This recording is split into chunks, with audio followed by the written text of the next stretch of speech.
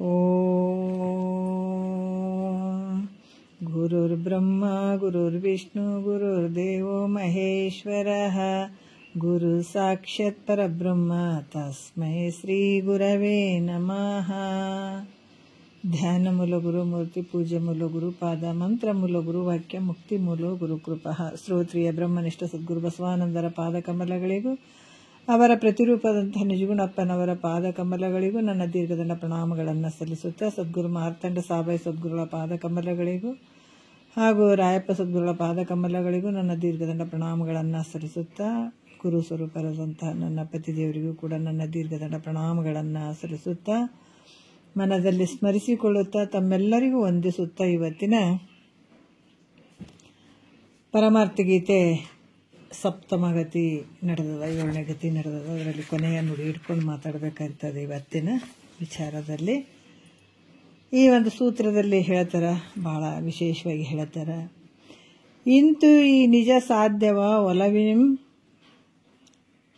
ತಿಳಿಪಿದೆನು ಈಗಳೆಸೆವ ಸಾಧಕರುಗಳ ಇರವಂ ತತ್ ಸಾಧನ ತತಿಯಂ ಸಂತರೊಡಂಬಟ್ಟು ಕೇಳುವ ತೆರದಿಂದ ಉಸುರುವೆಂ ಅಂತ ಹೇಳ್ತಾರೆ ಅವರು. ಯಾಕಂದ್ರೆ ಇಲ್ಲಿ ವಿಚಾರಗಳನ್ನು ನಾನು ಬಹಳಷ್ಟು ಸಂತರು ಕೇಳುವ ಹಾಗೆ, ಅವರು ಹೌದೌದು ಅನ್ನುವ ಹಾಗೆ ನಾನು ಪ್ರೀತಿಯಿಂದ ನಾನು ಹೇಳ್ತೀನಿ ಈ ವಿಚಾರಗಳನ್ನು ಅಂತ ಹೇಳುವಂಥ ವಿಚಾರ. ಇಲ್ಲಿ ಕೊನೆಯ ಒಂದು ವಿಚಾರದಲ್ಲಿ ಹೇಳ್ತಾರೆ, ಸಪ್ತಭೂಮಿಕೆಯ ವಿಚಾರಗಳನ್ನು ಹೇಳ್ತಾ ಇದ್ದಾರೆ. ಈ ಸಪ್ತಭೂಮಿಕೆ ಒಳಗೆ ಮೊದಲನೆಯದು ಸುವಿಚಾರದ ಬಗ್ಗೆ ಅವರು ಹೇಳ್ತಾ ಇದ್ದಾರೆ. ಇಲ್ಲಿ ಯಾಕಂದ್ರೆ ವೈರಾಗ್ಯ, ವಿವೇಕ ವೈರಾಗ್ಯ ಅನ್ನುವಂಥದ್ದು ಬಹಳ ಮುಖ್ಯ ಆಗಿರುವಂಥದ್ದು. ಯಾವ ರೀತಿ ಈ ಮನಸ್ಸು ವಿಷಯಾದಿಗಳಿಗೆ ಹೋಗುವಂಥ ಮನಸ್ಸನ್ನು ಯಾವ ರೀತಿ ಅದನ್ನು ಅಂತರ್ಮುಖ ಮಾಡ್ಕೊಳ್ಬೇಕು, ಅದನ್ನು ಹಿಂದಕ್ಕೆ ತಿರುಗಿಸ್ಕೊಳ್ಬೇಕು ಅನ್ನುವಂಥ ಉಪಾಯವನ್ನು ಕೂಡ ಹಿಂದಿನ ವಿಚಾರದಲ್ಲಿ ಹೇಳಿದರು. ಈಗ ಯಾವ ರೀತಿ ಅಂತಂದ್ರೆ ನಾವು 12ನೇ ನುಡಿಯನ್ನು ನೋಡೋಣ, ಕೊನೆಯ ನುಡಿ ನೋಡೋಣ. ಇಂದಿನ ವಿಚಾರದಲ್ಲಿ ಕೂಡ ಹಲವಾರು ವಿಚಾರಗಳನ್ನು ಹೇಳಿದ್ರು ಅವರು. ವೈರಾಗ್ಯಶಾಲಿ ಆದಂಥ ತನ್ನ ಪುರುಷ, ವೈರಾಗ್ಯದಿಂದ ಕೂಡಿದಂಥ ಪುರುಷನು ತನ್ನ ಮನಸ್ಸಿನಲ್ಲಿ ಕೆಲವೊಂದು ಯೋಚನೆಗಳನ್ನು ಮಾಡ್ತಾನೆ, ವಿಚಾರವನ್ನು ಮಾಡ್ತಾನೆ. ಯಾವಾಗ ಇದನ್ನು ಪಡ್ಕೊಂಡೇನೋ ಅದಕ್ಕೆ ನಿದ್ರೆ ಬಾರದಿದೆ ಅನ್ನ ಪರಿಭವ ದುಃಖ ಸಮುದ್ರವೆನಿಸುವ ಸಾಯಸವ ನೆನೆದು ಅಂತ ನಿಜಗುಂಡ್ರು ಹೇಳ್ತಾರೆ. ಯಾವಾಗ ಮನಸ್ಸಿನಲ್ಲೇ ವೈರಾಗ್ಯ ಭಾವ ಬಂತು, ಅದು ಬರಬೇಕಾದ್ರೆ ನಿಷ್ಕಾಮ ಪುಣ್ಯದ ಫಲದಿಂದ ಬರ್ತದೆ, ಜನ್ಮ ಜನ್ಮಾಂತರದ ಒಂದು ಫಲ ಅದಿರೋದು.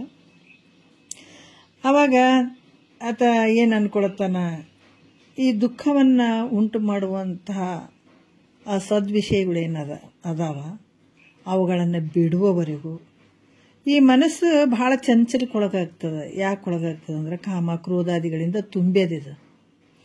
ಈ ತುಂಬಿದದಕ್ಕಾಗಿ ಈ ಚಂಚಲ ಸ್ವಭಾವ ನಮಗಾಗ್ತದೆ. ಆ ಚಂಚಲ ಸ್ವಭಾವ ಹೋಗುವವರೆಗೂ ಮತ್ತು ಈ ವಾಸನೆಗಳು ಅದಾವ, 3 ವಾಸನೆಗಳು, ದೇಹ ವಾಸನೆ ಮತ್ತು ಲೋಕವಾಸನೆ ಮತ್ತು ಶಾಸ್ತ್ರ ವಾಸನೆ, ಇವು 3 ಹೋಗೋವರೆಗೂ ಈ ಶರೀರವನ್ನು ಹುಟ್ಟೋದಕ್ಕೆ ಕಾರಣ ಆಗಿರುವಂಥದ್ದು ಯಾವುದು? ಶರೀರ ಹುಟ್ಟೋದಕ್ಕೆ ಕಾರಣ ಆಗಿರುವಂಥದ್ದು ಪಾಪ ಪುಣ್ಯ. ಈ ಪಾಪ ಪುಣ್ಯಕ್ಕೆ ಕಾರಣವಾಗಿರುವಂಥದ್ದು ಯಾವುದಪ್ಪ ಅಂತಂದರೆ ಅದ್ರ ಹಿಂದೆ, ಪಾಪ ಪುಣ್ಯದ ಹಿಂದೆ ಏನದವ? ರಾಗ ದ್ವೇಷ. ರಾಗದಿಂದ ಪುಣ್ಯ, ದ್ವೇಷದಿಂದ ಪಾಪ. ಈ ರಾಗ ದ್ವೇಷಗಳಿಗೆ ಮೂಲ ಕಾರಣವಾಗಿರುವಂಥದ್ದು ಯಾವುದು ಅಂದ್ರೆ ಅನುಕೂಲ ಪ್ರತಿಕೂಲ. ಅಲ್ಲೇನಾಗ್ಯದ? ಅನುಕೂಲ, ನಮ್ಗೆ ಆ ವಸ್ತುವಿನಿಂದ ಸರಿ ಆಯ್ತಪ್ಪ ಅನ್ನುವಂಥದ್ದು, ಆ ವಸ್ತುವಿನಿಂದ ನಮಗೆ ಸರಿ ಇಲ್ಲ ಅಂತ ಅನ್ನುವಂಥದ್ದು ಈ ಭಾವಗಳು. ಆಮೇಲೆ ಈ ಅನುಕೂಲ ಪ್ರತಿಕೂಲಕ್ಕೆ ಹಿಂದೆ ಕಾರಣ ಯಾವುದಪ್ಪ ಅಂದರೆ ಇಷ್ಟ ಅನಿಷ್ಟ. ಇಷ್ಟ ಇರುವಂಥ ವಸ್ತು ಒಳ್ಳೆಯದನ್ನಿಸ್ತು, ಇಷ್ಟ ಇರದೇ ಇರುವಂಥದ್ದು ಕೆಟ್ಟದನ್ನಿಸ್ತು, ಇದಕ್ಕೆ ಕಾರಣ ಆಗಿರುವಂಥದ್ದು. ಮತ್ತು ಇಷ್ಟ ಅನಿಷ್ಟ ವಸ್ತುಗಳಿಗೆ ಈ ಭಾವಕ್ಕೆ ಕಾರಣವಾಗಿರುವಂಥದ್ದು ಅಂದರೆ ನಿನ್ನಲ್ಲಿರುವಂತಹ ಭೇದ ಬುದ್ಧಿ. ನಾನು ಬೇರೆ, ನೀನು ಬೇರೆ, ಅದು ಬೇರೆ, ಇದು ಬೇರೆ ಅನ್ನುವಂಥದ್ದು. ಇದು ಭೇದ ಬುದ್ಧಿಯ ಕಾರಣ. ಈ ಭೇದ ಬುದ್ಧಿ ಎಲ್ಲಿಂದ ಬಂತು, ಯಾಕೆ ಬಂತು ಅಂದ್ರೆ ಅವಿದ್ಯೆ. ಇದಕ್ಕೆ ಭೇದ ಬುದ್ಧಿ ಕಾರಣ ಯಾವುದು? ಅವಿದ್ಯೆ ಅನ್ನುವಂಥದ್ದು. ಈ ರೀತಿಯಾಗಿ ಈ ಜನನ ಮರಣ ರೂಪ ಬಹುಮಾಲೆ ಇರ್ತದೆ. ಹಿಂಗೆ ಹುಟ್ಟಿ ಬರೋದಕ್ಕೆ ಇಷ್ಟೆಲ್ಲ ಕಾರಣಗಳು ಆಗ್ತಾವೆ. ಅದಕ್ಕೆ ಇದು ಈ ಬಹುಮಾಲೆಯಿಂದ ಬಿಡಿಸ್ಕೊಂಡು ನಾವು ದುಃಖದಿಂದ ಪಾರಾಗಬೇಕಾಗ್ಯದಲ್ಲ, ಜನನ ಮರಣದಿಂದ ಪಾರಾಗಬೇಕಾಗಿತ್ತು ಅಂತಂದ್ರೆ ಈ ಬಹುಮಾಲೆ ಅನ್ನುವಂಥ ತೊಡಕನ್ನು ನಾವು ಬಿಡಿಸ್ಕೊಳ್ಬೇಕಾದ್ರೆ ಯಾವ್ದನ್ನ ಪ್ರತ್ಯೇಗಾತ್ಮ ಸ್ವರೂಪ ನಾನು ಇದ್ದೀನಂತ ಅನ್ನುವ ಭಾವ ಬರೋವರೆಗೂ, ದೃಢ ಆಗೋವರೆಗೂ ಈ ಜನನ ಮರಣ ತಪ್ಪಂಗಿಲ್ಲ. ಮತ್ತು ಇವನ್ನು ಬಿಡಿಸ್ಕೊಳ್ಳೋದಕ್ಕಾಗಿ, ಈ ದುಃಖದಿಂದ ಪಾರಾಗೋದಕ್ಕಾಗಿ ವೈರಾಗ್ಯ ಮಾಡ್ಕೊಳ್ಳುವಂಥದ್ದು, ಕ್ಷಮೆ, ಮನಸ್ಸನ್ನು ನಿಗ್ರಹ ಮಾಡಿಕೊಳ್ಳುವಂಥದ್ದು, ಮುಮುಕ್ಷತ್ವ ಭಾವ ಹೊಂದುವಂಥದ್ದು, ಗುರು ಸನ್ನಿಧಾನ ಪ್ರಾಪ್ತಿ, ಗುರು ಸೇವೆ, ಮಹಾವಾಕ್ಯದ ಅರ್ಥ, ವಿಚಾರ, ಅನಾತ್ಮ ವಸ್ತುಗಳಾದಂಥ ಶರೀರಾದಿಗಳನ್ನು ನೇತಿಗಳಿಯೋಣ. ಇವೆಲ್ಲ ಮಾಡ್ಕೊಳ್ಳೋದ್ರಿಂದ ಅನಾತ್ಮವಾಗಿರುವಂಥದ್ದೆಲ್ಲವನ್ನು ನೇತಿಗಳಿಯುವಂಥದ್ದು, ತಾನು ಯಾರಿದ್ದೀನಂತ ವಿಚಾರ ಮಾಡುವಂಥದ್ದು, ಸಚ್ಚಿದಾನಂದ ಪರಬ್ರಹ್ಮ ಸ್ವರೂಪವೇ ನಾನು ಇದ್ದೀನಂತ ಅನ್ನೋ ನಿಶ್ಚಯ ಮಾಡುವುದರಿಂದ ಈ ರೀತಿಯಾಗಿ ನನಗೆ ಇದೆಲ್ಲ ತಿಳಿಯಬೇಕು. ತಿಳಿಯುವವರೆಗೂ, ತನ್ನ ನಿಜವನ್ನು ತಿಳಿಯದವರೆಗೂ ಅಲ್ಲಿ ಶಾಂತಿ ಅನ್ನುವಂಥದ್ದು ಸ್ಥಿರವಾಗಿ ಉಳಿಯಂಗಿಲ್ಲ. ಯಾಕಂದರೆ ಆ ಶಾಂತಿ ಇರಬೇಕಾಗಿತ್ತಂದ್ರೆ ಇವೆಲ್ಲ ಮಾಡ್ಕೊಳ್ಬೇಕಾಗ್ತದೆ. ಮತ್ತು ಆಧ್ಯಾತ್ಮಿಕ, ಆದಿ ಭೌತಿಕ, ಆದಿ ದೈವಿಕ ಈ ಒಂದು ದೊಡ್ಡ ರೋಗಗಳಿದ್ದಂಗೆ ಮನುಷ್ಯನಿಗೆ. ಅದಕ್ಕೆ ಇಂಥ ಒಂದು ರೋಗ ನಾಶ ಆಗೋವರೆಗೂ ನಾನು ಇಂಥ ಸದ್ಗುರುಗಳು ಎಲ್ಲಿದ್ದಾರ, ಇದರಿಂದ ಬಿಡುಗಡೆ ಮಾಡುವಂಥವ್ರು ಯಾರದಾರ, ಅವರು ಎಲ್ಲಿ ದೊರೆತಾರ ನನಗೆ ಅನ್ನುವಂಥ ಚಿಂತೆಯಲ್ಲೇ ಉಳ್ಕೊಂಡ್ಬಿಡ್ತಾನೆ ಯಾರು ವೈರಾಗ್ಯದ ಪೂರ್ಣ ಸ್ಥಿತಿಯನ್ನು ಪಡೆದಂಥವನು. ಇದನ್ನು ಹುಡುಕ್ತಿರ್ತಾನತ್ತ ಭಾಳ. ಯಾವಾಗ ಇದನ್ನು ಮಾಡಿಕೊಂಡು ಯಾವಾಗ ಕಡೆಯಾಗ ಅದೇನಪ್ಪ, ಇವೆಲ್ಲವನ್ನು ಸದ್ಗುರು ಯಾರು ತೋರಿಸ್ತಾರೆ ನನಗೆ, ಈ ಬಂಧನದ ಇಂಥ ದುಃಖದಿಂದ ಪಾರು ಮಾಡುವಂಥ ಸದ್ಗುರು ಯಾರಿದ್ದಾರೆ, ಜಗತ್ತಿನೊಳಗೆ ಎಲ್ಲಿದ್ದಾರ, ಎಲ್ಲೋ ಒಬ್ಬರು ಈ ಭಾವನೆ ಬಂದು ಹುಡ್ಕಾಡುವಂಥವ್ರು ಎಲ್ಲ. ಅದಕ್ಕೆ ಎಲ್ಲೋ ಈ ವಿಚಾರಗಳನ್ನು, ಇಂಥ ಬಂಧನದ ತೊಡಕನ್ನು ಬಿಡಿಸುವಂಥ ಸದ್ಗುರುಗಳು ಎಲ್ಲೋ ಇದ್ದಾರೆ, ಒಬ್ಬರಿಬ್ಬರು ಎಲ್ಲ ಕಡೆ ಇರ್ತಾರೆ ಅಂತಂದರೆ ಇರೋಂಗಿಲ್ಲ. ಅಂಥ ಶಿಷ್ಯ ಸಿಗಬೇಕಾದ್ರೂ ಕೂಡ ಎಲ್ಲೋ ಒಬ್ಬರು, ಅಂಥ ಗುರು ಸಿಗಬೇಕಂದ್ರೂ ಕೂಡ ಎಲ್ಲೋ ಒಬ್ಬರು. ಈ ರೀತಿ ಸಂಪೂರ್ಣ ಆತನ ಭಾವದಲ್ಲಿ ವೈರಾಗ್ಯ, ಅದು ಆ ಭಾವದಲ್ಲೇ ಇರ್ತಾನ, ಆ ಸ್ಥಿತಿಯನ್ನು ಪಡ್ಕೊಂಡಿರ್ತಾನ. ಈ ರೀತಿಯಾಗಿ ಆತ ಹುಡುಕ್ತಿರ್ತಾನೆ, ನೋಡ್ತಿರ್ತಾನೆ ಅನ್ನುವಂಥದ್ದನ್ನು ಇಲ್ಲಿ ಹೇಳುತ್ತಾರೆ. ಮತ್ತು ಈಗ 11ನೆಯ ಒಂದು ನುಡಿಯಲ್ಲಿ ಹೇಳ್ತಾರೆ, ಆ ಸಾಧಕನಾದಂಥವ ಆತನ ನಡೆ ನುಡಿ ಹೆಂಗಿರ್ತದೆ, ಸಾಧಕ ಅದಾನತ, ಆದರೆ ಆತನ ಒಂದು ನಡೆ ನುಡಿ ಹೆಂಗಿರ್ತಾವ ನೋಡ್ರಿ. ಈ ಥರ ವೈರಾಗ್ಯ ಭಾವ ತುಂಬಿದವು ಇದಕ್ಕಾಗಿ ಬಡ್ದಾಡ್ತಾನೆ. ಆತ ಆಸ್ತಿ ಮಾಡಬೇಕು, ಅಂತಸ್ತು ಮಾಡಬೇಕು, ರೊಕ್ಕ ಮಾಡಬೇಕು, ರೂಪಾಯಿ ಮಾಡ್ಬೇಕಂತ ಬಡ್ದಾಡ್ತಾನೆ. ಎಲ್ಲ ಜಗತ್ತಿನ ತೃಣ ಸಮಾನವಾಗಿ ಅಂತ ಕಾಣ್ತಾನತ. ಎಲ್ಲ ಅಸದ್ವಿಷಯಗಳು ಇವೆಲ್ಲ ದುಃಖದಿಂದ ಕೂಡಿದವಂತ ಯಾವತ್ತೂ ಬಯಸಂಗಿಲ್ಲತ. ಭಾಳಷ್ಟು ವಿಚಾರಗಳು ನೋಡ್ರಿ. ಯಾಕಂದ್ರೆ ಇವಾಗ ಹೇಳ್ತೀವಿ, ಈಗ ಇದನ್ನು ಬಯಸುವಂಥವ್ರು ಒಬ್ಬ ಗುರು ಕೂಡ ನಿರಾಸೆ ಭಾವನೆಯಿಂದ ಹೊಂದಿರಬೇಕಾಗ್ತದೆ. ಶಿಷ್ಯ ಕೂಡ ಈ ಥರ ಏನು ವೈರಾಗ್ಯ ಭಾವದಿಂದ ಇರಬೇಕಾಗ್ತದೆ. ಆತಗೆ ಗುರುಗೂ ಕೂಡ ಅದನ್ನು ಬಚ್ಚಿಡಬೇಕು, ರೊಕ್ಕ ಗಳಿಸ್ಬೇಕು, ರೂಪಾಯಿ ಗಳಿಸ್ಬೇಕು ಅನ್ನೋದು ಏನಾರು ಇರ್ತದನ್ನ ಆಸೆ ಅಂದರೆ ಖಂಡಿತ ಇರೋಂಗಿಲ್ಲ. ಯಾರದು ಒಂದು ಆಸೆ ಕೂಡ ಇರೋಂಗಿಲ್ಲ. ನಿರಾಸೆ ಭಾವನೆಯಿಂದ ಇರುವಂಥವನು ಸದ್ಗುರು, ಕರುಣೆಯಿಂದ ಇರುವಂಥವನು ಶಿಷ್ಯ ಕೂಡ ಅದ್ರ ತಕ್ಕ ಇರಬೇಕಾಗ್ತದೆ. ಎಲ್ಲ ದೋಷವನ್ನು ಕಂಡಿರಬೇಕಾಗ್ತದೆ. ಗುರುವೇ ಗತಿ ಅಂತ ಅನ್ಬೇಕಾಗ್ತದೆ. ಅಂದಾಗ ಮಾತ್ರ ಈ ಕೆಲಸ ಆಗ್ತದೆ. ಅದಕ್ಕೆ ಸಾಧಕನಾದ ಪುರುಷನ ನಡೆ ನುಡಿ ಹೆಂಗಿರ್ತಾವ ಅಂತಂದ್ರೆ ಹೇಳ್ತಾರೆ ಅವರು,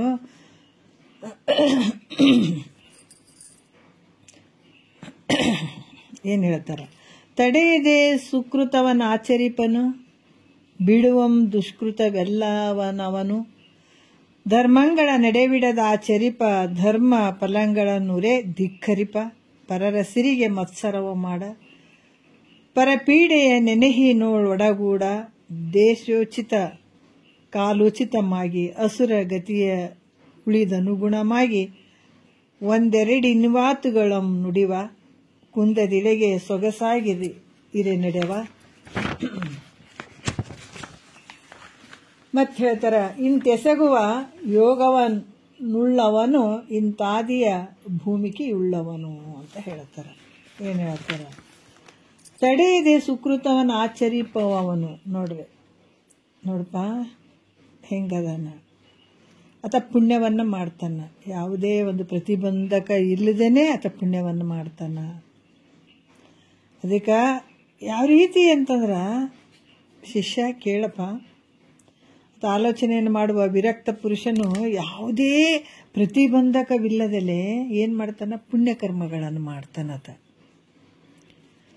ಮತ್ತೆ ಆತ ಅದಕ್ಕೆ ಎಂತೊಲಿವನು ತನಗಿನ್ನೆಂತೊಲಿವನು, ಕರ್ಣತ್ರಯದ ದೋಷಮಿರ ಕಂತು ಕಾಲಪುರ ವೈರಿ ಗುರು ಶಂಭುಲಿಂಗ ಎಂತೊಲಿವನು ತನಗಿನ್ನೆಂತೊಲಿವನು ಅನ್ನುವಂಥ ನಿಜಗೊಂಡ್ರು ಬರೀತಾರೆ.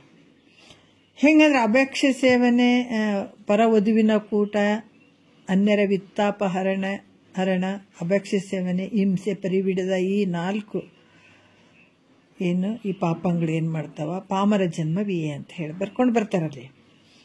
ಅದಕ್ಕೆ ಇಲ್ಲಿ ಕೂಡ ಆತ ಏನು ಮಾಡ್ತಾನ, ಭಕ್ಷಣೆ ಮಾಡುವಂಥದ್ದು. ಅಂದ್ರೆ ಇಲ್ಲಿ ಊಟದ ವಿಚಾರದಲ್ಲಿ ಹೇಳ್ತಾರೆ, ನಿನಗಂತಾನೆ ಇಂಥ ಆಹಾರಗಳು ಅದಾವ, ಅವನು ತಿನ್ನದೇ ಇರುವಂಥದ್ದು ಅಲ್ಲಿ ತಿನ್ನಬೇಡ. ಊಟದಲ್ಲಿ ಕೂಡ ನಾನಾ ರೀತಿಯಿಂದ ಹೇಳ್ತಾರಲ್ಲ, ಅಲ್ಲಿ ಅದ್ರಾಗ ಸತ್ವ ರಜೋ ತಮ ರೀತಿಯಿಂದ ಕೂಡಿದಂಥ ಆಹಾರ ಪದಾರ್ಥಗಳು ಅದಾವ. ಅಲ್ಲಿ ನಿನಗ ಸತ್ವಕ್ಕೆ ಅನುಗುಣವಾಗಿರುವಂಥ ಆಹಾರ ಪದಾರ್ಥಗಳು ಯಾವುದಾವ ಅವನ್ನ ಸ್ವೀಕಾರ ಮಾಡು. ಕೆಲವೊಂದು ಊಟಗಳು ರಜೋ ಗುಣಕ್ಕೆ ತೊಗೊಂಡು ಹೋಗ್ತಾವ, ತಮೋ ಗುಣಕ್ಕೆ ತೊಗೊಂಡು ಹೋಗ್ತವೆ. ಈಗ ನಮ್ಮ ಮನಸ್ಸಿನಲ್ಲಿ ರಜೋ ಏನು ಭಾವನೆಗಳು ಚೇಂಜ್ ಆಗಬೇಕಾದ್ರೆ ಊಟದ ಒಂದು ವ್ಯತ್ಯಾಸದಿಂದ ಕೂಡ ಆಗ್ತಾವೆ ಹೆಚ್ಚೆಚ್ಚು. ಯಾಕಂದ್ರೆ ನಾವು ಸಾತ್ವಿಕ ಆಹಾರ ತಗೊಂಡ್ರೆ ಮನಸ್ಸು ಒಂದು ಏಕಾಗ್ರತೆಗೆ ಬರ್ತದೆ. ಮತ್ತು ರಜೋಗುಣದ ಆಹಾರಗಳನ್ನು ತಗೊಂಡ್ರೆ ಅಲ್ಲಿ ಮನಸ್ಸು ಚಂಚಲ ಆಗ್ತದೆ. ತಮೋ ಗುಣದ ಆಹಾರ ತಗೊಂಡ್ರೆ ಅಲ್ಲಿ ಏನಾಗ್ತದೆ, ಮನಸ್ಸು ಅಲಸ್ಯಗೆ ಹೋಗ್ತದೆ, ಮಂದ ಬುದ್ಧಿ ಹೋಗ್ತದೆ. ಈ ರೀತಿಯಾಗಿ ಆತ ಏನು ಮಾಡ್ತಾನೆ, ಇದನ್ನೆಲ್ಲ ತಿಳ್ಕೊಂಡು ಪುಣ್ಯದ ಕರ್ಮಗಳನ್ನು ಮಾಡ್ತಾನೆ. ಸಾಧಕನಾದ ಒಂದು ವಿಚಾರ ಬಗ್ಗೆ ಹೇಳಕತ್ತಾರ ಅವರು. ಮತ್ತು ಭಕ್ಷಣೆ ಮಾಡುವಂಥದ್ದು, ಆಮೇಲೆ ಪರಸ್ತ್ರೀ ಗಮನ ಮಾಡುವಂಥದ್ದು, ಆಮೇಲೆ ಇನ್ನೊಬ್ಬರ ದುಡ್ಡು ಅಪಹರಣ ಮಾಡಬೇಕು, ತಗೊಳ್ಬೇಕು, ಅವ್ರದ್ದು ನಾನೇ ಪಡ್ಕೊಳ್ಬೇಕು ಅನ್ನುವಂಥ ಭಾವ ಏನಾದ್ರೂ ಇರ್ತದೇನಂದ್ರೆ ಇರಂಗಿಲ್ಲ. ಇವೆಲ್ಲ ಗುಣಗಳನ್ನು ಈ ಪಾಪದ ಕರ್ಮಗಳಿವು. ಇದು ಈ ರೀತಿ ಮಾಡುವಂಥದ್ದು ಯಾವುದ್ರದ್ದು ಕರ್ಮ, ಪಾಪದ ಕರ್ಮಗಳನ್ನು ಇವನ್ನ ಬಿಟ್ಟುಬಿಡ್ತಾನೆ. ಇನ್ನೊಬ್ರದ್ದು ಏನಾದರೂ ತೊಗೊಂಡ್ರೆ ಅದು ವಿಷ ಅಂತ ತಿಳ್ಕೊಳತ್ತಾನತ. ಯಾವತ್ತೂ ಮುಟ್ಟಂಗಿಲ್ಲ, ಇನ್ನೊಬ್ರದ್ದು ಮುಟ್ಟಬಾರ್ದು ಆತ. ಯಾಕಂದ್ರೆ ಪರರ ದ್ರವ್ಯ ಅಪಹರಣ ಮಾಡುವಂಥ ಭಾವ ಕೂಡ ಪಾಪದ ಕೆಲಸ. ಅದು ತಿನ್ನುವಂಥದ್ದು, ಇವೆಲ್ಲ ಪರಸ್ತ್ರೀ ಗಮನ ಮಾಡುವಂಥದ್ದು, ಇವೆಲ್ಲ ಬಿಟ್ಬಿಡ್ತಾನೆ. ಮತ್ತು ಸತ್ಪಾತ್ರಕ್ಕನುಗುಣವಾಗಿ ಆತ ಏನು ಮಾಡ್ತಾನೆ, ಸತ್ಪಾತ್ರಕ್ಕೆ ಅನುಗುಣವಾಗಿ ಈ ವಾಹನ, ಕನಕ, ವಸ್ತ್ರ, ಅನ್ನ ಇವೆಲ್ಲ ಪುಣ್ಯಗಳನ್ನು, ಮತ್ತು ನಿತ್ಯ ನೈಮಿತ್ತಿಕಾದಿ ನಿತ್ಯ ನೈಮಿತ್ತಿಕ, ನಿಷ್ಕಾಮ, ಪ್ರಾಯಶ್ಚಿತ್ತ ಇವು ಕರ್ಮಗಳನ್ನು ಮಾಡಿದ್ರು.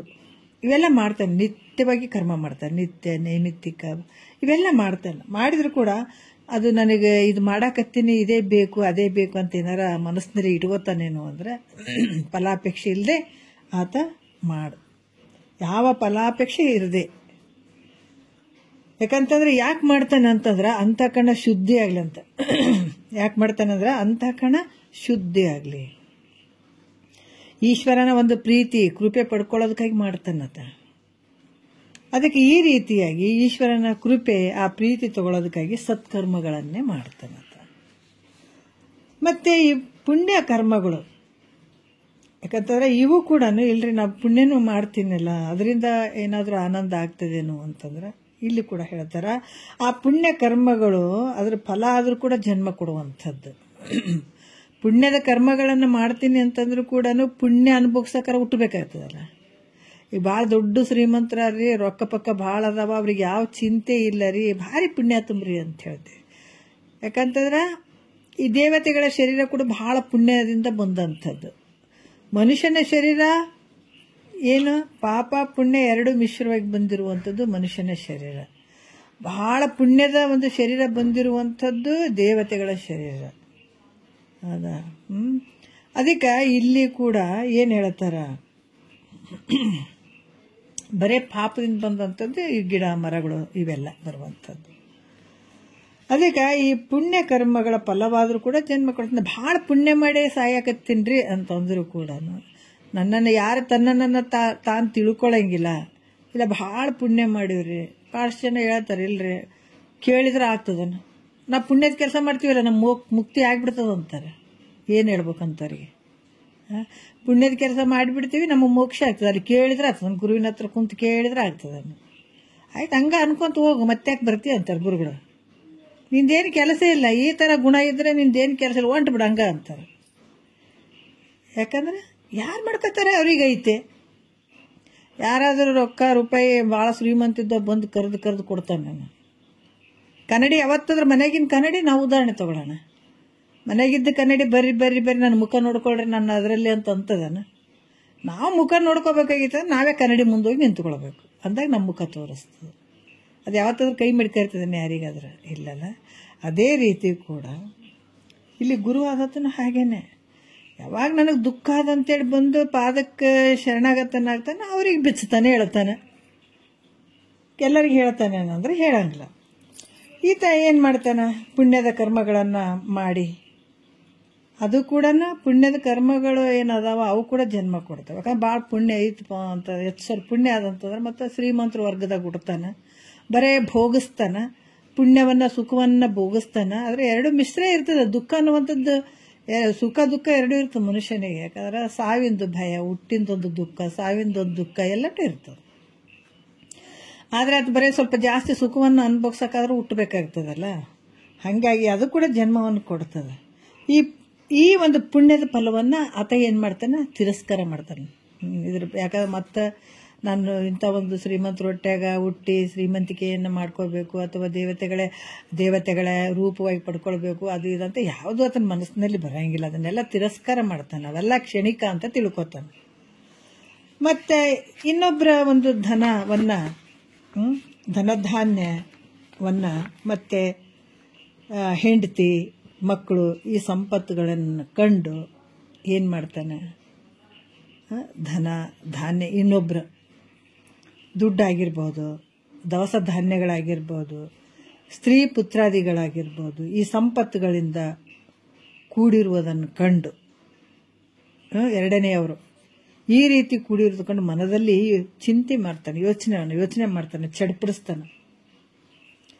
ಯಾಕಂತಂದ್ರೆ ಈಗ ಯಾರೇ ಇದ್ರೂ ಕೂಡ ಚಡ್ಪಡಿಸ್ತಾನಂತಂದ್ರೂ ಕೂಡ ಒಬ್ಬರು ಬಹಳ ಒಳ್ಳೆಯವರು ಅದಾರಪ್ಪ, ಅವ್ರು ಚೆನ್ನಾಗಿದ್ದಾರೆ, ಹೆಂಡತಿ ಮಕ್ಕಳು ಸ್ಥಿತಿವಂತರು ಅದಾರ, ಸಂಪತ್ತು ಭಾಳ ಐತೆ ಅಂತ ಮನಸ್ಸಿನಲ್ಲಿ ಆತ ಅನ್ಕೊಂಡು ಹೊಟ್ಟೆ ಕಿಚ್ಚು ಮಾಡಿಕೊಂಡು ಹೆಂಗಾದ್ರೂ ಮಾಡಿ ಸಂಪತ್ತು ಹಾಳಾದೈತಿ ಇವ್ರದು ಅಂತ ಹೊಟ್ಟೆ ಕಿಚ್ಚು ಪಡ್ತಾನೇನು ಇತ್ತ ಅಂದ್ರೆ ಪಡಂಗಿಲ್ಲ. ಜಗತ್ತೇ ಬೇಕಾದಂಥವ್ರು ಶ್ರೀಮಂತರು ಇರಲಿ, ಮನೆಯಲ್ಲೇ ಆಜು ಬಾಜುನೇ ಇರಲಿ, ದೊಡ್ಡ ಶ್ರೀಮಂತರೇ ಇರಲಿ, ಎಷ್ಟು ಚಂದ ಅದಾರಲ್ಲ ಇವ್ರಿಗೆ ಹೆಂಗಾದ್ರೂ ಮಾಡಿ ಸಂಪತ್ತು ಹಾಳಾಗಿ ಹೋಗ್ಬೇಕು, ಇವರು ಹೊತ್ಕೊಂತ ಕುಂದಿರ್ಬೇಕು, ದುಃಖ ಪಡ್ಬೇಕು ಅನ್ನುವಂಥದ್ದು ಏನಾದರೂ ಹೊಟ್ಟೆ ಕಿಚ್ಚು ಆತಗಿರ್ತದೇನಂದ್ರೆ ಯಾವ ರೀತಿಯಿಂದ ಮಾಡಂಗಿಲ್ಲ. ಆತ ಪರರಿಗೆ ಕೇಡಾಗಲಿ ಎಲ್ಲ ಒಳ್ಳೆಯದನ್ನೇ ಯಾವತ್ತೂ ಒಳ್ಳೆಯದನ್ನೇ ಬಯಸ್ತಾನೆ ಹೊರತಾಗಿ ಅವರಿಗೆ ಕೇಡಾಗಲಿ ಅಂತ ಮನಸ್ಸಿನಲ್ಲಿ ಒಂದು ಸ್ವಲ್ಪ ಕೂಡ ಚಿಂತೆ ಮಾಡೋದಿಲ್ಲ ಅಂತ. ಅಂದ್ರೆ ಶರೀರದಿಂದ ಪರಪೀಡನೆಯನ್ನು ಮಾಡೋದಿಲ್ಲ ಅಂತ ಹೇಳ್ತಕ್ಕದ್ದು. ಏನು ಹೇಳ್ತಕ್ಕದ್ದು? ಯಾಕಂತಂದ್ರೆ ಆ ಶರೀರದಿಂದ ಕೂಡ ಯಾವ ಒಂದು ವಿಚಾರ ಪರಪೀಡೆಯನ್ನು ಆತ ಮಾಡಂಗಿಲ್ಲ ಅನ್ನುವಂಥದ್ದು. ಇಲ್ಲಿ ಕೂಡ ಇಲ್ಲಿ ಏನು ಹೇಳ್ತಾರ, ಭಗವದ್ಗೀತೆಯಲ್ಲಿ ಕೂಡ ಹೇಳ್ತಾರ, ದಂಭ ಅಹಂಕಾರಾದಿ ಯಾವ ಅಸುರಿ ಗುಣಗಳುಂಟ ಅದಾವೋ ಅವೆಲ್ಲವನ್ನ ಬಿಟ್ಟು ದೇಶ ಕಾಲಾನುಗುಣವಾಗಿ ಒಂದೆರಡು ಸವಿ ಮಾತುಗಳನ್ನು ಹಾಡ್ತಾನಂತ. ಅದನ್ನ ಬಳಿ ಏನದಾವ, ಅಹಂಕಾರಾದಿ ಗುಣಗಳು ಏನದಾವ, ಅಸುರಿ ಗುಣಗಳು ಏನದಾವ ಅವೆಲ್ಲವನ್ನ ಬಿಟ್ಟು ಆ ದೇಶ ಕಾಲಕ್ಕನುಗುಣವಾಗಿ ಆ ಸಂದರ್ಭಕ್ಕನುಗುಣವಾಗಿ ಒಂದು ಕೆಲವು ಒಳ್ಳೆಯ ಮಾತುಗಳನ್ನು ಹಾಡ್ತಾನೆ. ಅದು ಕೂಡ ಕಾಯ ವಾಚ ಮನಸ್ಸ ಅಂತ ಹೇಳ್ತಾರೆ. ಅಲ್ಲಿ ಕೂಡ ಮಾತಿನಿಂದ ಆಡುವಂಥದ್ದು, ಮನಸ್ಸಿನಿಂದ ಯೋಚನೆ, ಅದನ್ನೇ ಹೇಳ್ತಾರೋ ಶರೀರದಿಂದ ಮಾಡುವಂಥದ್ದು. ಶರೀರದಿಂದ ಮಾಡುವಂಥದ್ದು ಪುಸಿ, ಅನುಚಿತ, ನಿಷ್ಠೂರತೆ, ಪೈಶೂನ್ಯತೆ ಅಂತ ಹೇಳ್ತಾರೆ. ಇವು ವಚನದಿಂದ ಹೇಳುವಂಥದ್ದು. ಜನರೊಲಿಯದ ಕಾರ್ಯದೆರಕ, ಅನಿಷ್ಟ ಚಿಂತನೆ, ಇವು ಮನಸ್ಸಿನಿಂದ ಮಾಡುವಂಥದ್ದು. ಈ ಶರೀರದಿಂದ ಮಾಡುವಂಥದ್ದು ಪಾಪದ್ದು ಯಾವುದು ಅಂತಂದ್ರೆ ಪರವಧುವಿನ ಕೂಟ, ಅನ್ಯರ ವಿತ್ತಾಪಹರಣ, ಅಭಕ್ಷ್ಯ ಸೇವನೆ, ಹಿಂಸೆ, ಇವು ಶರೀರದಿಂದ ಆಗುವಂಥದ್ದು. ಮನಸ್ಸಿನಿಂದ ಆಗುವಂಥದ್ದು ಅಲ್ಲಿ ಪುಸಿ, ಅನುಚಿತ, ಪೈಶೂನ್ಯತೆ, ಇವು ಎಲ್ಲ ಮನಸ್ಸಿದು ವಾಣಿಯಿಂದ ಮಾತಾಡುವಂಥದ್ದು, ಸುಳ್ಳಾಡುವಂಥದ್ದು, ಒಂದು ಸಂದರ್ಭದಾಗ ಹೆಂಗೆಂಗೋ ಮಾತಾಡಿಬಿಡುವಂಥದ್ದು, ಇನ್ನೊಬ್ಬರಿಗೆ ತೊಂದರೆ ಕೊಟ್ಟು ಮಾತಾಡುವಂಥದ್ದು. ಆಗ ಮುಂದೆ ಕೂಡ ಹೇಳ್ತಾರೆ ಅವ್ರು ಮಾತಾಡಿದ್ರೆ ಇನ್ನೊಬ್ಬರಿಗೆ ತೊಂದರೆ ಆಗಬೇಕು, ಆ ಥರ ಅವ್ರಿಗೆ ಚುಚ್ಚಿ ಮಾತಾಡುವಂಥದ್ದು. ಇವೆಲ್ಲ ಮಾತಿನಿಂದ ಆದಂಥ ಪಾಪಗಳಾಗ್ತಾವೆ. ವಾಣಿಯಿಂದ ನಾವು ಮಾತಾಡಿದ್ರೆ ಹೆಂಗಿರ್ಬೇಕಂದ್ರೆ ಇನ್ನೊಬ್ಬರಿಗೆ ಆನಂದ ಕೊಡಬೇಕು, ಅವ್ರ ಮನಸ್ಸಿನಲ್ಲಿ ಖುಷಿ ಆಗಬೇಕು. ಆದ್ರೆ ಅವರಿಗೆ ತಾಪವನ್ನು ಉಂಟು ಮಾಡಬಾರ್ದು, ಕಷ್ಟ ಆಗಬಾರ್ದು. ಈ ಮಾತು ಏನಾಡ್ತಾರೆ ಥೂ ಅನ್ನಂಗೆ ಆಗಬಾರ್ದು. ಮತ್ತೆ ಸುಳ್ಳು ಹೇಳಬಾರ್ದು ಯಾವುದೇ ಸಂದರ್ಭದಾಗಾದರೂ ಕೂಡ. ಪುಸಿ ನುಡಿಯುವಂಥದ್ದು, ಪೈಶೂನ್ಯತೆ ಅಂದರೆ ಚಾಡಿ ಹೇಳುವಂಥದ್ದು, ಇಲ್ಲಿಂದ ಅಲ್ಲಿಗೆ ಹೇಳೋದು, ಅಲ್ಲಿಂದ ಇಲ್ಲಿ ಹೇಳೋದು. ಇವೆಲ್ಲ ಪಾಪದ ಕೆಲಸಗಳು, ವಾಣಿಯಿಂದ ಬಂದಂಥ ಕೆಲಸಗಳು. ಪುಣ್ಯದ ಕೆಲಸಗಳು ಯಾರೋ ಒಬ್ಬರು ಸಹಾಯ ಅದಾರ, ಭಾಳ ಕಷ್ಟದಾಗ ಅದಾರ.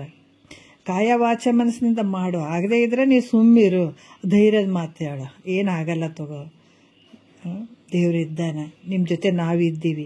ನೀನು ರೊಕ್ಕನೇ ಕೊಡ್ಬೇಕು, ರೂಪಾಯಿ ಕೊಡ್ಬೇಕಂತಲ್ಲ, ಒಂದು 4 ಮಾತು ಹಿತವಚನ ಹೇಳುವಂಥದ್ದು ಪುಣ್ಯಕ್ಕೆ ಜಮ ಆಗ್ತದೆ. ಈ ಮಾತುಗಳು 2 ಮಾತು ಒಳ್ಳೆ ಮಾತುಗಳು ಹೇಳುವಂಥದ್ದು, ಇವೆಲ್ಲ ಏನಂದ್ರೆ ಕಾಯ ವಾಚ ಮನಸ್ಸಿನಿಂದ ಮಾಡಿದಂಥ ಒಂದು ಪುಣ್ಯದ ಕೆಲಸಗಳು. ಮತ್ತು ಮನಸ್ಸಿನಿಂದ ಆದರೂ ಕೂಡ ಜನರು ಮಾಡದೇ ಇರುವಂಥ ಕೆಲಸಗಳನ್ನು ಮಾಡುವಂಥದ್ದು, ಅವರೊಂದು ಎಳೆಯುವುದು ಒಂದು ಮಾಡು, ಅನಿಷ್ಟ ಚಿಂತನೆ, ಕೆಟ್ಟ ಯೋಚನೆಗಳನ್ನು ಮಾಡುವಂಥದ್ದು, ಇವು ಹಲವಾರು ಮನಸ್ಸಿನ ಒಂದು ಪಾಪ ಬರ್ತಾವೆ ಇವೆಲ್ಲ. ಅದಕ್ಕೆ ಏನು ಇಲ್ಲಿ ವಾಣಿಯಿಂದ ಆಗುವಂಥದ್ದು, ಮನಸ್ಸಿನಿಂದ ಆಗುವಂಥದ್ದು ಕಾಯ ವಾಚ ಮನಸ್ಸ ಅಂತ ಹೇಳ್ತಾರೆ. ಈ ರೀತಿ ಆಗುವಂಥದ್ದು ಕೂಡ ಈ ಪಾಪವನ್ನು ಉಂಟು ಮಾಡುವಂಥದ್ದು ಇರ್ತದೆ. ಇದೇ ಏನು ಮಾಡ್ತಾನೆ, ಯಾರಿಗೂ ಮನಸ್ಸಿನಲ್ಲಿ ಕೇಡನ್ನು ಬಯಸಂಗಿಲ್ಲ. 4 ದೇಶ ಕಾಲ ಆ ಒಂದು ರೀತಿಯಲ್ಲಿ ಎಲ್ಲಿ ಒಂದು 4 ಒಳ್ಳೆ ಮಾತಾಡ್ಬೇಕನ್ನಿಸ್ತದೆ, ಹಿತವಾದ ಮಾತುಗಳನ್ನು ಅಲ್ಲಿ ಹಾಡ್ತಾನೆ.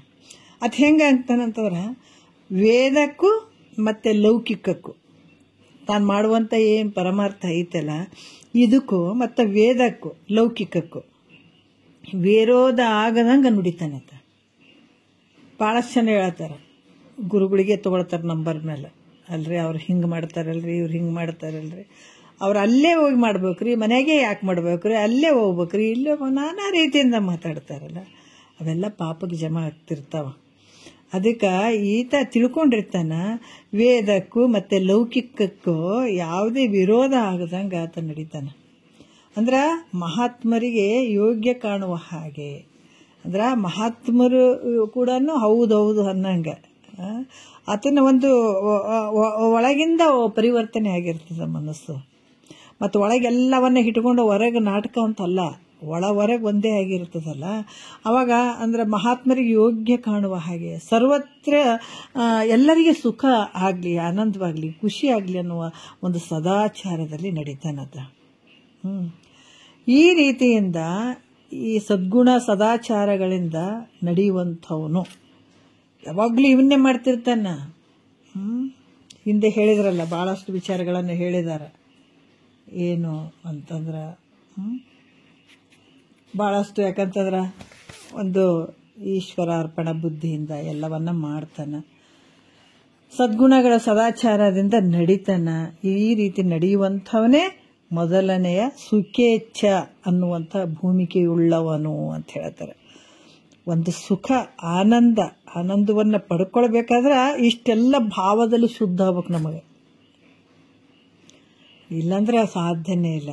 ಇಲ್ಲಿ ಈ ರೀತಿ ಕ್ರಮವಾಗಿ ಅದಕ್ಕೆ ಹೇಳ್ತಾರೆ ಮಹಾತ್ಮರು, ಗುಣಗಳನ್ನು ಬದಲಾವಣೆ ಮಾಡ್ಕೋಬೇಕಿಲ್ಲ. ಗುರು ಹೇಳೋದಕ್ಕಿಂತ ಮುಂಚೆ ಹೆಂಗಂಗೋ ಇರ್ತೀವಿ, ಪಾಪದ ಕೆಲಸಗಳನ್ನು ಮಾಡ್ತೀವಿ, ಅದು ಮಾಡ್ತೀವಿ. ಯಾಕಂದ್ರೆ ಹಂಗೆ ಮಾಡ್ಕೊಂಡೆ ಇಷ್ಟು ಜನ್ಮಗಳನ್ನು ತೊಗೊಂಡು ಬಂದಿದ್ದೀವಿ, ಇಷ್ಟು ಶರೀರಗಳನ್ನು ತೊಗೊಂಡು ಬಂದೀವಿ, ಒಂದಲ್ಲ ಎರಡಲ್ಲ. ಆದರೆ ಯಾವುದೋ ಜನ್ಮದ ಒಂದು ಪುಣ್ಯದ ಫಲದಿಂದ ಗುರುವಾಕ್ಯಗಳು ಸಿಗ್ತಾವಂದ್ರೆ ಇವಾಗ ನಿನ್ನಲ್ಲಿರುವಂಥ ದುರ್ಗುಣಗಳ ತಾವೇ ಬಿಟ್ಕೊಂಡು ಹೋಗ್ತಾವೆ, ಕೇಳ್ತಾ ಹೋದಾಗ ಬಿಡ್ತಾವೆ. ಅದಕ್ಕೆ ಇಲ್ಲಿ ಗುರು ಹೇಳ್ದಂಗೆ ನೀವು ಬದಲಾವಣೆನೂ ಮಾಡಬೇಕು ಮತ್ತು ಆ ಪ್ರಕಾರ ನಡ್ಕೊಳ್ಳೋಕ್ಕೂ ಪ್ರಯತ್ನ ಮಾಡಬೇಕು. ಈ ರೀತಿ ಸದಾಚಾರಗಳಿಂದ ಸದ್ಗುಣಗಳಿಂದ ಯಾರು ಕೂಡಿರ್ತಾರ ಅವರು ಸಪ್ತ ಭೂಮಿಕೆಯಲ್ಲಿ ಮೊದಲನೆಯ ಭೂಮಿಕೆ ಸುಖೇಚ್ಛೆ ಅನ್ನುವಂಥ ಭೂಮಿಕೆ ಉಳ್ಳಂಥವನು ಅಂತ ಹೇಳ್ತಾರೆ. ಮೊದಲನೇ ಭೂಮಿಕೆಗೆ ಅಧಿಕಾರಿ ನೋಡ್ರಿ. ಇಲ್ಲಿಗೆ ಬರ್ಬೇಕಾದ್ರೆ ಎಷ್ಟು ಬೇಕ್ರಿ, ಎಷ್ಟು ಜನ್ಮ ಬೇಕ್ರಿ ಅಪ್ಪ, ಭಾಳ ಜನ್ಮ. ಅದಕ್ಕೆ ಇದು ಸುಖನೇ ಐತಪ್ಪ, ಆನಂದ ಐತಂದ್ರೆ ಇವತ್ತು ಯಾರಿಗೂ ಅಷ್ಟು ಬರೋಕ್ಕಾಗಂಗಿಲ್ಲ, ಅಷ್ಟು ಬೇಗ ತಾಕತ್ತು ಬೇಕಲ್ರಿ ಇಲ್ಲಿ ಬಂದು ಕುಂತು ಕೇಳಕ್ಕೆ. ಈ ವಾಕ್ಯಗಳು ಹಿಡಿಬೇಕಂದ್ರೆ ಶಕ್ತಿ ಬೇಕಲ್ಲ. ಹುಲಿ ಹಾಲು ಹಿಂಡಿದ್ರೆ ಅದು ಬಂಗಾರದ ಪಾತ್ರೆ ಒಳಗೆ ಹುಲಿ ಹಾಲು ಹಿಡಿಲಿಕ್ಕೆ ಸಾಧ್ಯ ಅಂತಿಲ್ಲ, ಅಂದ್ರೆ ಎಲ್ಲ ತೂತು ಬಿದ್ದು ಹೋಗ್ತಾವಂತ. ಹಂಗೆ ಸದ್ಗುರು ವಾಕ್ಯ ಹಿಡಿಬೇಕಾದ್ರೆ ಬಂಗಾರದಂಥ ಒಂದು ಅಂತಃಕರಣನೇ ಬೇಕು, ಇದಕ್ಕೆ ಗಟ್ಟಿಯಾದಂಥ ಅಂತಃಕರಣನೇ ಬೇಕು. ಯಾವನೇ ಇದ್ರೂ ತೂತು ಬಿದ್ದು ಹೋಗಿಬಿಡ್ತಾವ, ಒಂದು 2 ದಿವಸ 3 ದಿವಸ ಬಂದಂಗೆ ನಾಡಿ ಹಾಕಳ ಅಂತಾರೆ.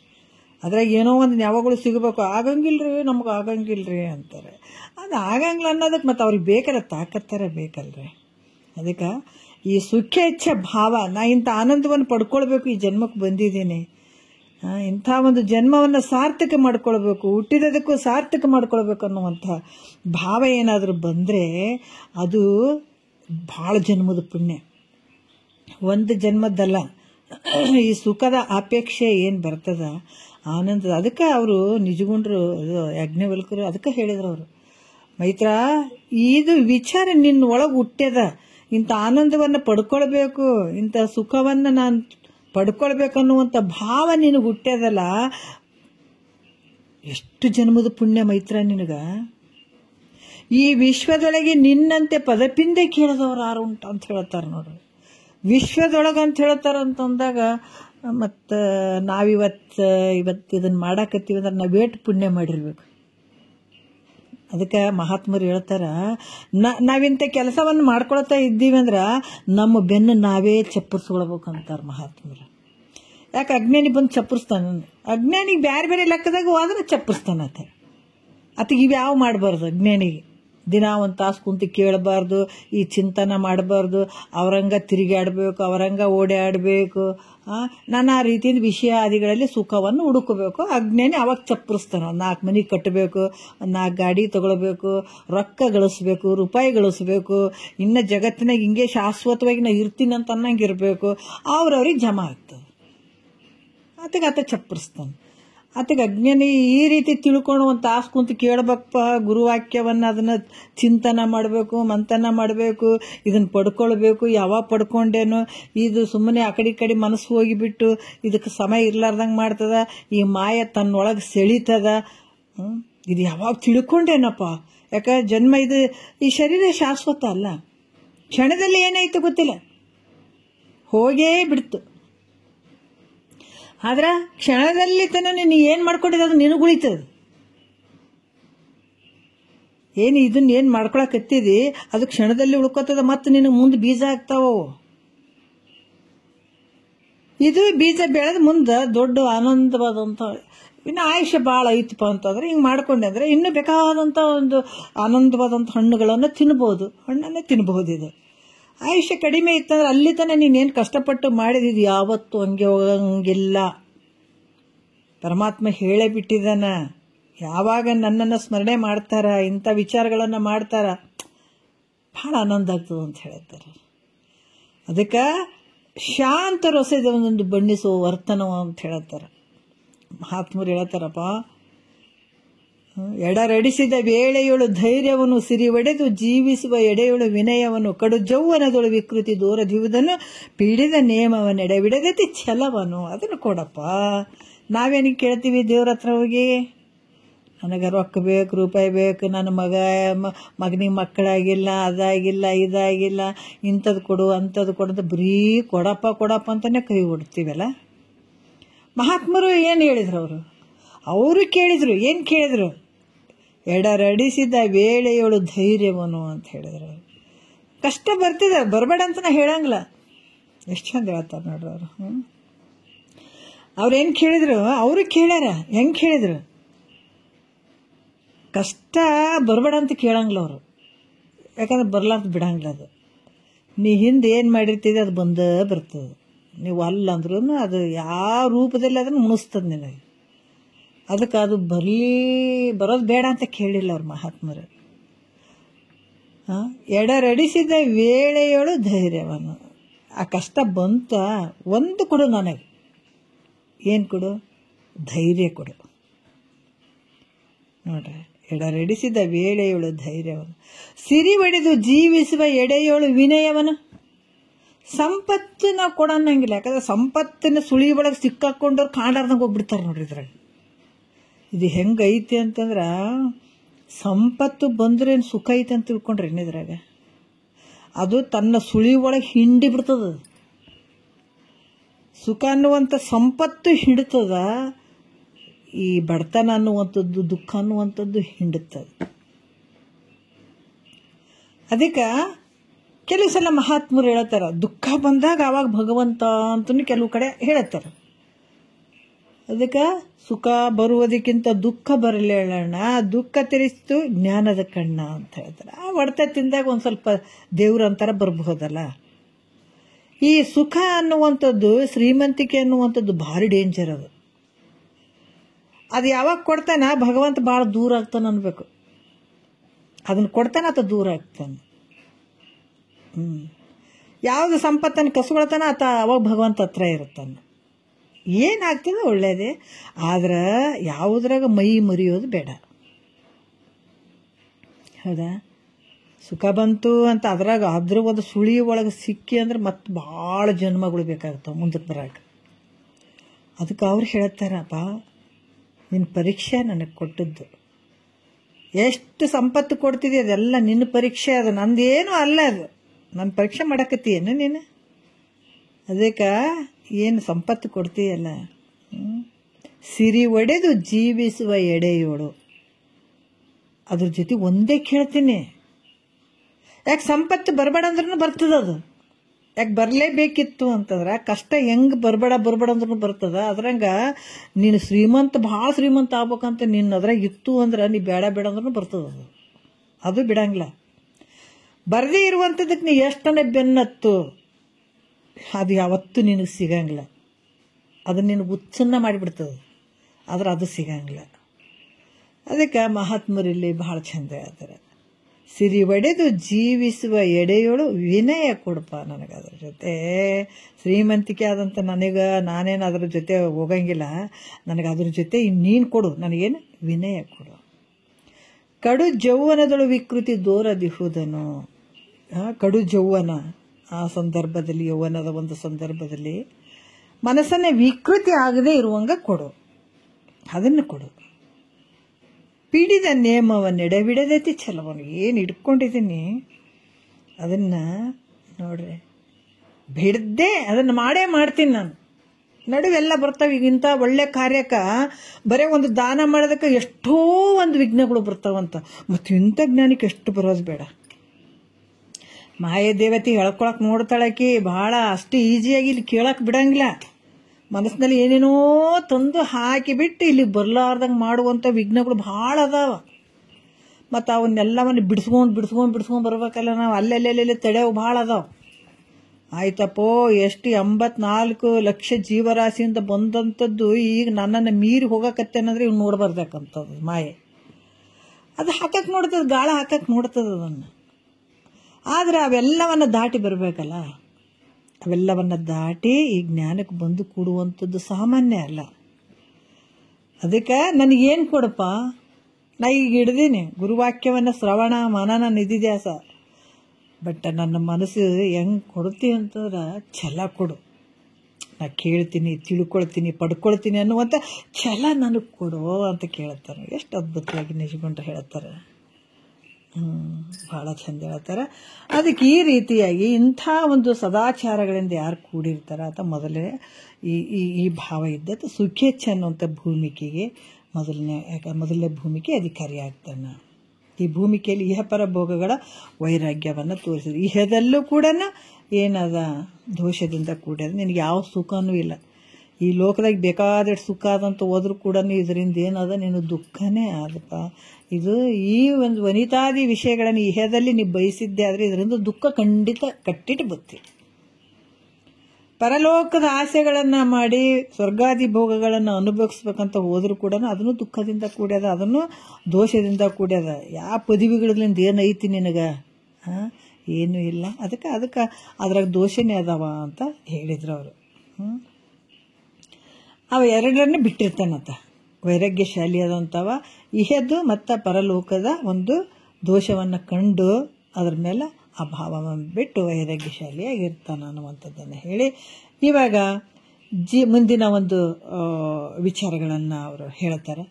ಜೀವೇಶ್ವರ ಯೋಗವನ್ನರಿದಂದು ಭಾವಾಧ್ಯಾಸಕ್ಕೆ ಹರವಾದದಂದು ಭವದ ಲತೆಯ ಬೇರಂ ಕೊಯ್ದವನು ತವೇ ಪರಮಾನಂದನ ನೈದುವನು ಅಂತ ಹೇಳ್ತಾರೆ. ನೋಡ್ರಿ, ಮುಂದಿನ ವಿಚಾರಕ್ಕೆ ಬೀಜ ಮಾಡ್ತಾರ ಅವರು. ಏನು ಮಾಡ್ತಾರ ಅಂದ್ರೆ, ಪ್ರಥಮ ಭೂಮಿಕೆಯಿಂದ ಕೂಡ್ಕೊಂಡಂಥದ್ದು ಸಾಧಕನು ಏನು ಮಾಡ್ತಾನ, ಪ್ರಥಮ ಭೂಮಿಕೆಯಲ್ಲಿ ಎಲ್ಲ ದೋಷವನ್ನು ಕಂಡ ಶಾಲಿಯಾಗಿ ಈ ಸಾಧಕನು ಏನು ಮಾಡ್ತಾನ, ಬರ್ತಾನ. ಅಬ್ಬಾಬಾ, ಆತನ ಮನಸ್ಸಿನಾಗ ಆಲ್ರೆಡಿ ಇವೆಲ್ಲ ಆಗ್ಬಿಟ್ಟವೀಗ, ಎಲ್ಲ ದೋಷಗಳು ಕಂಡುಬಿಟ್ಟ.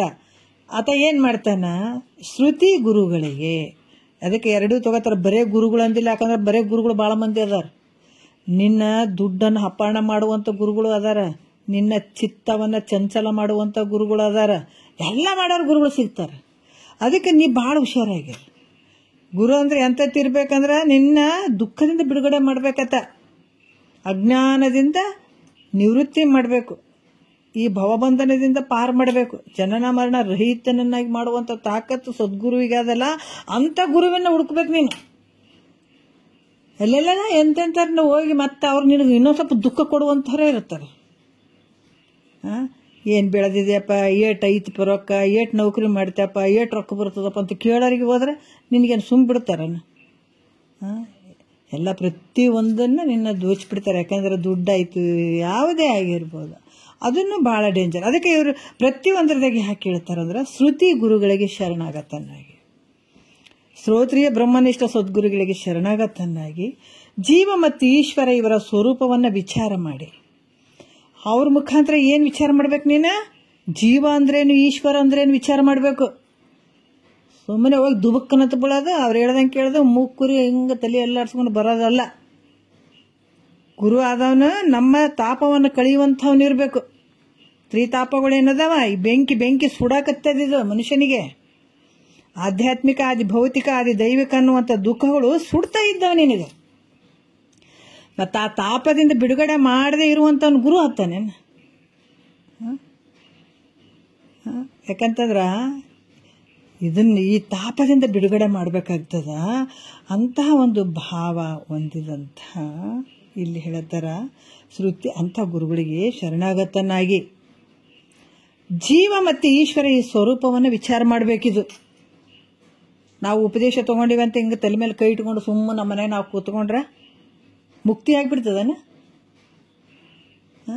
ಗುರು ತನ್ನ ಯಾಕಂದ್ರೆ ಒಬ್ಬ ತಾಯಿ ಹಡದ ಮೇಲೆ ಆ ಮಗುವಿಗೆ ಕಷ್ಟಪಟ್ಟು ಬೆಳೆಸ್ಬೇಕಾಗ್ತದ. ಸುಮ್ಮನೆ ಬೆಳೆದು ಬಿಡ್ತಾವನ ಹುಡುಗರು. ಅದಕ್ಕೆ ಸದ್ಗುರು ಆದಂಥವ ಆತ ಯಾವಾಗ ತಲೆ ಮೇಲೆ ಕೈ ಇಟ್ಟ ಅಂತಂದಾಗ ಆತನ ಬೆಳೆಸ್ಬೇಕತ್ತ. ಯಾವ ರೀತಿ ಅಂದರೆ ನೀನು ಕೇಳಬೇಕು. ಯಾಕಂದ್ರೆ ನೀನು ಯೋಗ್ಯವಾದಂಥ ಶಿಷ್ಯ ಇರಬೇಕು, ಯೋಗ್ಯವಾದಂಥ ಗುರುನೂ ಇರಬೇಕು, ಶ್ರೋತ್ರಿಯ ಬ್ರಹ್ಮನಿಷ್ಠ ಸದ್ಗುರು ಇರಬೇಕು. ಅಲ್ಲಿ ನೀನು ಅವ್ರಿಗೆ ಶರಣಾಗತನಾಗಿ ಜೀವ ಮತ್ತು ಪರಮೇಶ್ವರ, ಯಾಕಂದ್ರೆ ಈಶ್ವರ, ಜೀವ ಮತ್ತು ಈಶ್ವರ ಈ ಸ್ವರೂಪವನ್ನು ಗುರು ಮುಖಾಂತರ ವಿಚಾರ ಮಾಡ್ಬೇಕು ನೀನು. ಯಾವಾಗ ಮತ್ತೆ ಜೀವ ಮತ್ತು ಶಿವ ಐಕ್ಯತೆ ಎರಡು ಒಂದೇ, ಈ ಜ್ಞಾನ ಯಾವಾಗ ಪಡಿತಾನೋ ಆವಾಗ ನೀನು ನಿದ್ದೆ ಮಾಡಕತ್ತಿದ್ದೀಗ. ಎಚ್ಚರಾಗಿದೆ ನೀನು? ಎಚ್ಚರ ಆಗಿಲ್ಲ ನೀನು. ಯಾವಾಗ ಗುರುಗಳಿಗೆ ಶರಣಾಗತನಾಗಿ ಈ ಶಿವ ಜೀವರ ಐಕ್ಯತೆ ಯಾವಾಗ ನೀನು ಪಡ್ಕೋತಿದೋ, ಮಾಡ್ತಿದೋ, ತಿಳ್ಕೊತಿದೋ, ಆ ಅವಿದ್ಯೆಯಿಂದ ಏನಾಗ್ತದ, ಯಾವಾಗ ಪಡಿತಾನೋ ಆಗೇನಾಗ್ತದ ಅವಿದ್ಯೆ.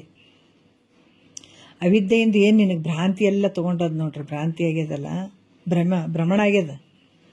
ಆ ತೋರುವ ಭೇದ ರೂಪ, ಅದು ಬೇರೆ ಇದು ಬೇರೆ, ನಾನು ಬೇರೆ ನೀನು ಬೇರೆ ಅನ್ನುವಂಥದ್ದು, ಈ ಭೇದ ರೂಪ ಭ್ರಾಂತಿ ಎಲ್ಲ ಹೊರಟು ಹೋಗ್ಬಿಡ್ತದೆ. ಆವಾಗ ಹೊರಟು ಹೋಗ್ತದೆ. ಅಲ್ಲಿವರೆಗೆ ಅದು ಯಾವಾಗ ಗುರು ಮುಂದೆ ಕೂತ್ಕೊಂಡು ಶಿವ ಜೀವರ ವಿಚಾರ ಮಾಡ್ತಿದ್ದೆ, ಆವಾಗ ನಿನಗೆ ಬಡದಂಥ ದೆವ್ವ ಏನಿರ್ತದ, ಈ ಭ್ರಾಂತಿ ಏನಿರ್ತದ, ಆವಾಗ ಹೋಗ್ತದ. ಅಲ್ಲಿ ತನ ಅಲ್ಲೇ ಕುಂತಿರ್ತದ ಅದು. ಯಾಕಂದ್ರೆ ಇಂಥ ಒಂದು ಜನನ ಮರಣ ರೂಪ ಸಂಸಾರ, ಇದು ಜನನ ಮರಣ ರೂಪ ಆದ ಸಂಸಾರ ಬಳ್ಳಿಗೆ ಏನಾಗ್ಯದ, ಇದು ಬೇರೆ ಇರುವಂಥದ್ದು. ಜನನ ಮರಣಕ್ಕೆ ಬೇರೆ ಯಾವುದು? ಈ ದುಃಖಕ್ಕೆ, ಮೂಲ ದುಃಖಕ್ಕೆ ಬೇರೆ ಯಾವುದು? ಅವಿದ್ಯೆ, ಅಜ್ಞಾನ. ಈ ಅಜ್ಞಾನವನ್ನ, ಈ ಅವಿದ್ಯೆಯನ್ನ ಕತ್ತರಿಸ್ಬೇಕಾಗ್ಯದ, ಬೇರೆ ಸಮೇತ ಕಿತ್ತಬೇಕಾಗ್ಯದ. ಆ ಬೇರೆ ಸಮೇತ ಕಿತ್ತಬೇಕಾದ್ರೆ ಇಲ್ಲಿ ಏನು ಬೇಕಾಗ್ತದ? ಜ್ಞಾನ ಅನ್ನುವಂಥ ಕೊಡ್ಲಿನೇ ಬೇಕಾಗ್ತದೆ. ಜ್ಞಾನ ಅನ್ನುವಂಥ ಕೊಡ್ಲಿ ಅದರಿಂದ ಹೊಡೆದಾಕ್ಬೇಕಾಗ್ತದೆ, ಖಡ್ಗದಿಂದ ಹೊಡೆದಾಕ್ಬೇಕಾಗ್ತದೆ. ಜ್ಞಾನ ಅನ್ನುವಂಥ ಖಡ್ಗದಿಂದನೇ ಅವಿದ್ಯೆ ಅನ್ನುವಂಥ ಈ ಸುಖ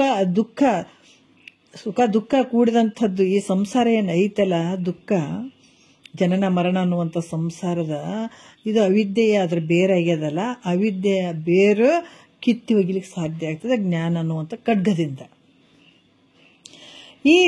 ಇದನ್ನೆಲ್ಲ ಈ ರೀತಿ ಮಾಡಿದಾಗ ಆತ ಏನು ಮಾಡ್ತಾನೆ? ನಿತ್ಯ ಸುಖರೂಪವಾದಂಥ ಬ್ರಹ್ಮವನ್ನು ಹೊಂದುತ್ತಾನ ಅನ್ನುವಂಥದ್ದು. ಅಂದರೆ ಅತ್ಯಂತ ದುಃಖ ನಿವೃತ್ತಿ ಪರಮಾನಂದದ ಸ್ಥಿತಿ ಆತ ಪಡ್ಕೊಳ್ತಾನ ಅನ್ನುವಂಥ ವಿಚಾರ ಹೇಳಿ, ಈಗ ಈ ಮುಂದಿನ ಒಂದು ವಿಚಾರದಲ್ಲಿ ಗತಿಯಲ್ಲಿ ಈ ವಿಷಯವು ಪ್ರತಿಪಾದಿಸಿತು ಎಂಬುದನ್ನು ಸಂಕ್ಷೇಪವಾಗಿ ತಿಳಿಸಿ ಗತಿಯನ್ನು ಮುಗಿಸ್ತಾರೆ. ಕಂದ ಗತಿ 7ನೇಯದ ಗತಿ ತವೆ ನಿರೂಪಣಗಳೇಕಾದಶವಂ ತತಿಶಯಮಾಗಿರೆ ತಿಳಿಯಲ್ ಪ್ರತಿಪಾದಿತವಿಲೆ ಸಾಧಕ ಸ್ಥಿತಿಯನ್ನು ವಲವಿಂ ಅಂತ ಹೇಳ್ತಾರೆ. ಈಗ ಈ ಪ್ರಕರಣವು 7ನೇಯದ್ದು. ಇದಕ್ಕೆ ಬಹಳ ಯೋಗ್ಯಗಳಾದಂಥ ಪದ್ಯಗಳು ಬಹಳ ಚೆನ್ನಾಗಿದ್ದು, ಒಟ್ಟಿಗೆ 11 ಗತಿಯನ್ನು ವಿಚಾರ ಮಾಡಲಾಗಿ ಈ ಗತಿಯಲ್ಲಿ ಒಲವಿಂದ ಸಂತೋಷದಿಂದ ಸಾಧಕನಿರುವಿಕೆಯ ಬಗ್ಗೆ ಹೇಳಲ್ಪಟ್ಟಿದೆ. ಸಾಧಕ ಹೆಂಗಿರ್ತಾನ ಅನ್ನುವಂಥದ್ದನ್ನು ಹೇಳಿದಂಗಾಯ್ತು 7ನೇ ಗತಿಯಲ್ಲಿ ಅಂತ ಹೇಳ್ತಾರೆ. ಇಂತು ಗತಿ 7 ನಿರೂಪಣೆ 77 ಚರಣ 95 ಮಂಗಳಮಸ್ತು ಅಂತ ಹೇಳಿ ನಾಳೆಯಿಂದ 8ನೇ ಗತಿಯನ್ನು ಶುರು ಮಾಡ್ತಾರೆ. ಶ್ರೀ ಗುರು ಶಂಭುಲಿಂಗಾಯ ನಮಃ. ಅಷ್ಟಮ ಗತಿ ಅನ್ನುವಂಥದ್ದು ನಾಳೆಯಿಂದ ಶುರು ಮಾಡೋಣ. ಇಲ್ಲಿ ಕೂಡ ಬಹಳ ವಿಷಯವಾಗಿ ಹೇಳ್ತಾರೆ, ಭೂಮಿಕೆಗಳಲ್ಲಿ ಮುಂದುವರಿಸ್ತಾರೆ. ಇಂತಾದಿಯ ಭೂಮಿಕೆಯೋಳು ಸಂತಸದಿ ಮುಕ್ತಿ ಸಾಧನಂ ನಿಜ ವೈರಾಗ್ಯಂ ತಾನೆಂದು ಒರೆದು ಒಲವಿಂದಂ ತಿಳುಪುವೆನು ಈಗ ಇನ್ನು ಯೋಗ ಕ್ರಮಂ ಅಂತ ಯೋಗದ ಬಗ್ಗೆ ಹೇಳ್ತಾರೆ. ಭಾಳ ವಿಶೇಷವಾಗಿ ಯೋಗ ಅಂದರೆ ಯಾವುದಕ್ಕಂತಾರೆ ಯೋಗ? ನಾವು ಮೈ ಕೈ ಬಗ್ಗಿಸ್ತೀವಲ್ಲ ಅದಕ್ಕೆ ಯೋಗನ. ಅದ್ರಾಗ ಮತ್ತು ಶ್ರೇಷ್ಠವಾದಂಥ ಯೋಗ ಯಾವುದು? ಯೋಗ ಅಂದರೆ ಕೂಡುವಿಕೆ, 2 ಕೂಡುವಿಕೆ, ಅದ್ರ ಬಗ್ಗೆ ಹೇಳ್ತಾರೆ. ಯಾವುದ್ರ ಬಗ್ಗೆ? ಶ್ರೇಷ್ಠ ಯೋಗದ ಬಗ್ಗೆ ಹೇಳ್ತಾರೆ. ನಾಳೆ ನೋಡೋಣ. 1-2 ಮತ್ತು ಗುರುಗಳು ಪಾದಕ್ಕೆ ಅರ್ಪಿಸಿ ಹರ ಓಂ.